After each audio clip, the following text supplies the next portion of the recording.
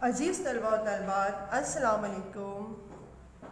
پچھلے سبق میں نظم ہم کی میں نے آپ کو وضاحت سمجھائی تھی، ان اشعار کا مطلب سمجھایا تھا۔ آج ہم اس نظم کی صفحہ نمبر 2 پہ جو مشق دی گئی ہے اس کی تفصیل آپ کو بتائیں گے اور مشق آپ کو کرائیں گے۔ سب سے پہلے مشق نمبر 1، درج ذیل الفاظ و ترکیب کے معنی لغت میں سے تلاش کر کے اپنی کاپی میں لکھیں۔ میں آپ کو ان الفاظ کے معنی بتا رہی ہوں۔ یہ معنی جو یہاں پر موجود ہے لفظ، ان کے معنی میں آپ کو پچھلی سبق میں وضاحت کے دوران بتا چکی ہوں، لیکن دوبارہ ایک دفعہ اور ذہن نشین کرانے کے لیے میں آپ کو ان کے لفظ سمجھا دیتی ہوں تاکہ آپ کو نظم ہم کرنے میں اور اس کی تشریح جو آگے ورکنگ میں آپ کو میں دوں گی آسانی ہو جائے گی۔ تو ہم معنی شروع کرتے ہیں بیٹا۔ پہلا لفظ دور جاں، اس سے مراد اللہ کی نعمتیں، لطف عام، اللہ کی مہربانیاں ہر ایک کے لیے۔ خورشید نور افشاں، اس سے مراد خورشید سے مراد سورج، نور افشاں سے مراد روشنی پھیلانے والا نور۔ معصیت مانے مصیبت، مشکلات۔ خطا پوشی سے مراد غلطی کرنا، خطا پوشی غلطی چھپانے والا۔ تحمل برداشت، بے ڈھپ اچانک، انتقام بدلہ لینا۔ کالم الف اور کالم بے میں سے دیے گئے مصرعوں کے حصوں کو جوڑ کر مصرع مکمل کیجیے۔ اس کو آپ اپنی کتاب میں ہی کر لیجیے گا۔ کالم الف کے مصرع کو کالم بے کے مصرع سے ملانا ہے۔ یہ اشعار کے آدھا حصہ ہیں جن کو ہمیں مکمل کرنا ہے۔ پہلا مصرع ہے، ہر ایک ذرہ فضا کا داستاں اس کی سناتا ہے، اس سے میچ کیجیے۔ دوسرا حصہ، ہزاروں ایسی دنیاؤں کو شامل ہے نظام اس کا، پہلے والے جملے سے ملا دیجیے۔ میرے ٹوٹے ہوئے دل ہی کے اندر ہے مقام اس کا، اس سے ملا دیجیے۔ چوتھا شعر، خطا پوشی روش میری، خطا پوشی ہے کام اس کا، سے ملا دیجیے۔ ناجا اس کے تحمل پہ کہ ہے بے ڈھپ گرفت اس کی، اس سے ملا دیجیے۔ مشق نمبر 2 کا الف اور بے والا کام ہم نے مکمل کر دیا ہے۔ اب آئیے نیچے مشق نمبر 3 پہ۔ مشق نمبر 3 میں ان اشعار کا مطلب میں نے آپ کو سمجھانا ہے۔ سوال ہے، مندرجہ ذیل اشعار کا مطلب بیان کیجیے۔ نمبر 1 شعر لکھا ہوا ہے، آپ کو بتائیں 2 مصرعوں کا شعر کہلاتا ہے، اس لیے اس نے اشعار، اشعار جو ہے شعر کی جمع ہے، اس لیے یہاں پہ 1 2 3 شعر ہیں، تو یہاں پہ اشعار لکھا ہوا ہے۔ تو ہم پہلے شعر کا مطلب آپ کو سمجھائیں گے۔ شعر ہے، ہر ایک ذرہ فضا کا داستاں اس کی سناتا ہے، ہر ایک جھونکا ہوا کا آگے دیتا ہے پیام اس کا۔ آپ نے اپنی اگلی کلاس میں بھی شعر کے بعد اس کا حوالہ ضرور لکھا ہوگا۔ میں آپ کو ایک دفعہ ریپیٹ کرا دیتی ہوں یا ریمائنڈ کروا دیتی ہوں کہ حوالہ کیا ہوتا ہے۔ حوالے میں ہم نظم کا نام اور شاعر کا نام لکھتے ہیں۔ تو آپ اسٹارٹ کریں گے، مندرجہ بالا شعر نظم ہم سے لیا گیا ہے اور اس کے شاعر کا نام مولانا ظفر علی خان ہے۔ اب نیچے آپ تشریح کی ہیڈنگ ڈالیں اور تشریح لکھ دیجیے گا۔ جو میں ورکنگ دوں گی اس سے میں تشریح کی ہیڈنگ ڈالوں گی، آپ حوالے کی جگہ پہ حوالہ لکھیے گا جو میں نے ابھی سمجھایا ہے، اور تشریح کی جگہ تشریح اسٹارٹ کیجیے گا۔ تشریح کا جو پہلا لفظ ہوتا ہے جو کہ ہر بچے کو یاد ہو جانا چاہیے کہ ہم شروع میں کیا لکھتے ہیں۔ सबसे पहले आप लिखिएगा मंतरजा बाला। शेर में मंतरजा बाला का मतलब वो चीज़ जो ऊपर बयान की गई है। जाहिर है जब हम काम शुरू करते हैं तो शेर ऊपर की तरफ लिखा जाता है, इसीलिए हम मंतरजा बाला का लफ्ज़ इस्तेमाल करते हैं।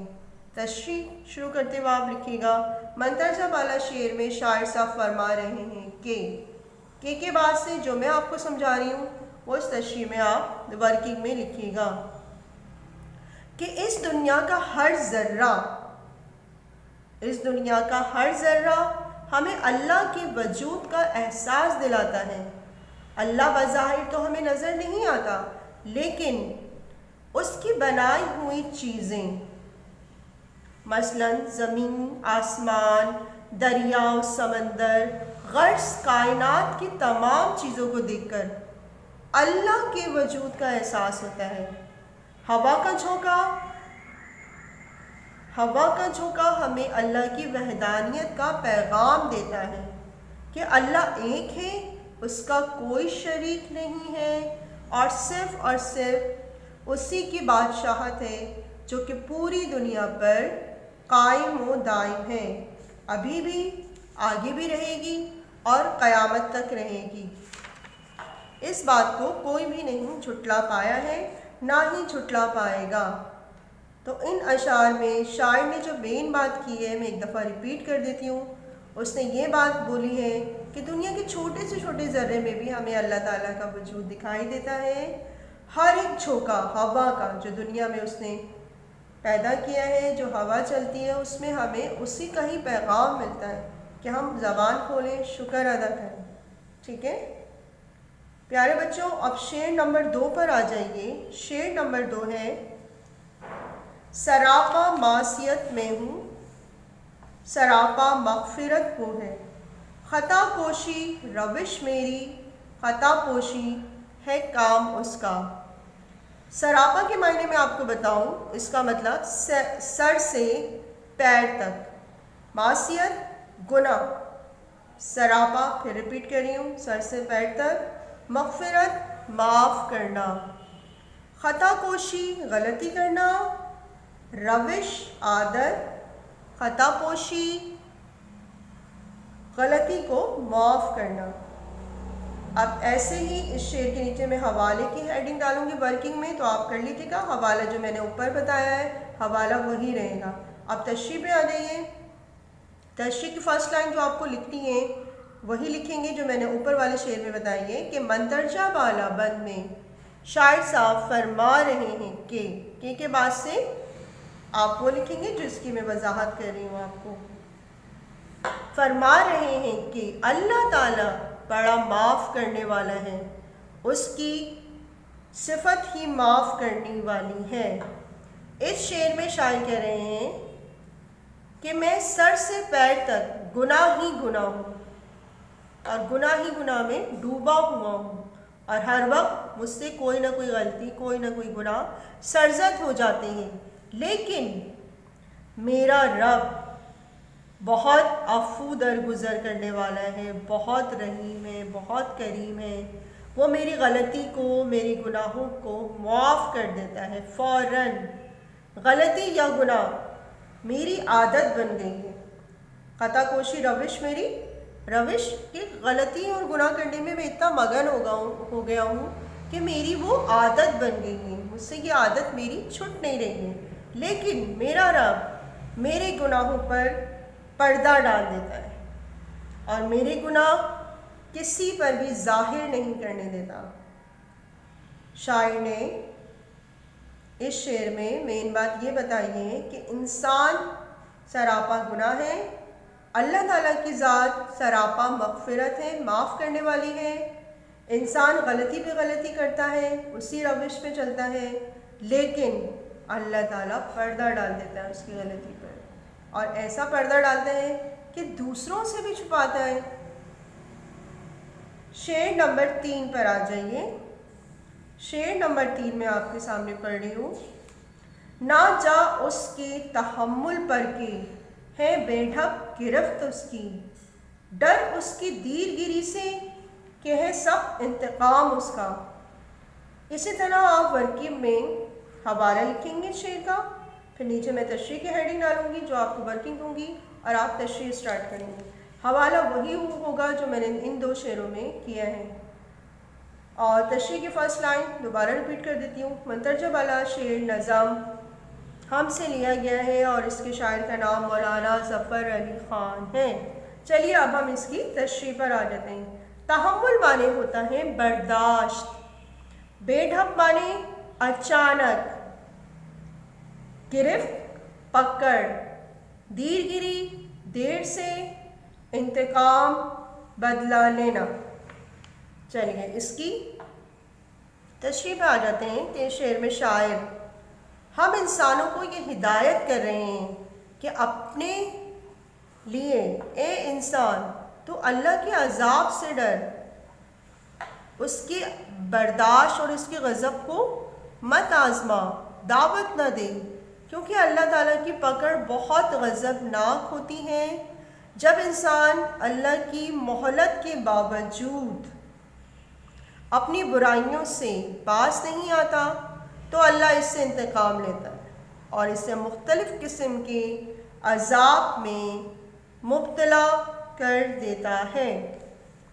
انسان اپنی سرکشی اور برائیوں میں اس قدر آگے نکل جاتا ہے کہ اچھے اور بروں کی تمیز نہیں رہتی اور اللہ پھر اس کے اچانک گرفت کر لیتا ہے، اچانک اس کی پکڑ کر لیتا ہے۔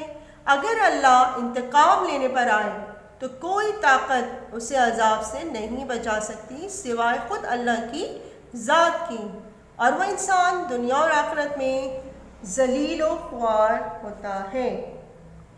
تو پیارے بچوں، اس شعر میں شاعر نے جو صحیح بات کی ہے وہ یہ کہ ہمیں اللہ کے عذاب سے ڈرنا چاہیے، اس کو آزمانا نہیں چاہیے، بلکہ کوئی غلطی ہو جائے، کوئی پریشانی آ جائے یا ہم کوئی غلط کام کر لیں تو فوراً توبہ کر کے ہمیں اچھے راستے پر آ جانا چاہیے تاکہ ہم اس کے عذاب سے ڈریں، غلط کام چھوڑ دیں، اچھے اور نیک کام کریں، اچھے اور نیک کام کریں گے تو اللہ تعالیٰ ہمیں اس کا اچھا بدلہ عطا کرے گا اپنے انعامات کے ذریعے۔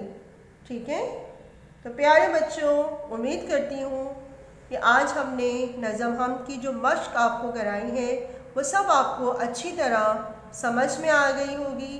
اس میں نے آپ کو بتایا سوال نمبر 1 معنی بتائیں، مشق نمبر 2 کالم الف اور بے کو ملانے والا کام بتایا، اور منترجہ ذیل اشعار کا مطلب سمجھایا جس میں اشعار نمبر 1، اشعار نمبر 2، اشعار نمبر 3۔